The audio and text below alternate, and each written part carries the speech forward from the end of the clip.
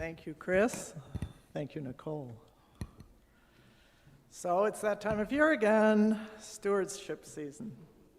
And Libby and the team did it again.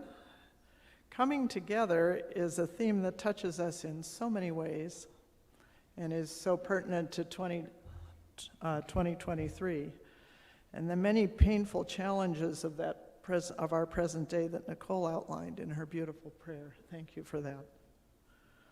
You've heard from Darren speaking to the justice priorities that we're committed to in this church community. And Allison talked a couple of weeks ago about her family's collective conversations around deciding where their money and talents should go. I, too, am one of those nerds who likes to be intentional about where my time and my money go. And so for years, even now, I have one of those spreadsheets where I log what I do for the day, how much time I spend on professional work, community and church activities, how often do I practice the piano and exercise, that kind of thing. And our family also tallies up where our money goes. I like to think that these exercises help me to see how my choices reflect or fail to reflect my values. What did I spend my time on this week?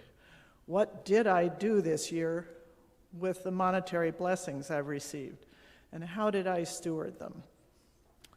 But I want to put on my ethics and medicine hat for a few minutes and reflect on what the theme that Libby assigned us, what coming together, triggered for me. We've just been through a pandemic time that is unprecedented in my life. I'm not still sure whether it should be in the past tense or not.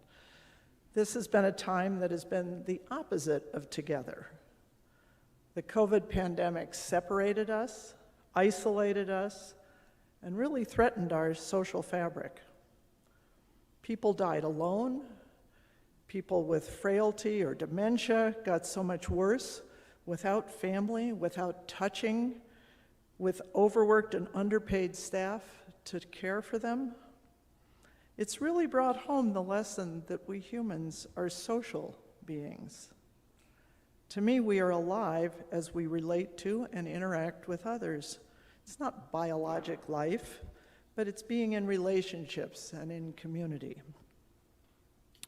I think this may be the third time in the past 3 years that I have been in this building. Who would have imagined? Yet this is still my community. In a sense, we have strengthened a hub and spoke sort of way of operating over the last 3 years. I don't need to be physically here, even though I would enjoy that a lot more. This church has helped to sustain our being together, mending our nets, as it were, in such creative ways over the last 3 years that it's really amazing. From silly little seasonal gifts and inspirational messages on the ledge in my apartment, to people who are aware when something goes awry in my family's life, and let me lean on them and them lean on me. Mind you, keeping this place requires money to keep going, to support all the spokes that are part of this environment.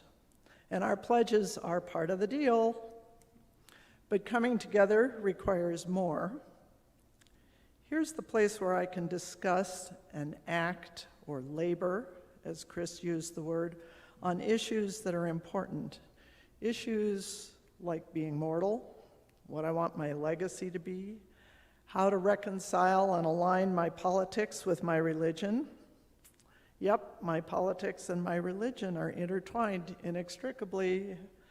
As Diane Butler Bass pointed out in the last couple of weeks, our upcoming political issues, immigration, budgets, education, human and civil rights, violence, all involve our faith and ethics. And those are the projects we're trying to work on here. Not just talking, but yes, also trying to act. So please, feed the hub, make your pledge, so that we in this community of faith can continue to reach out and move forward, individually and as a community, because I'm stronger as an individual, we're stronger as a community towards the love and the justice that our faith teaches us. Thanks.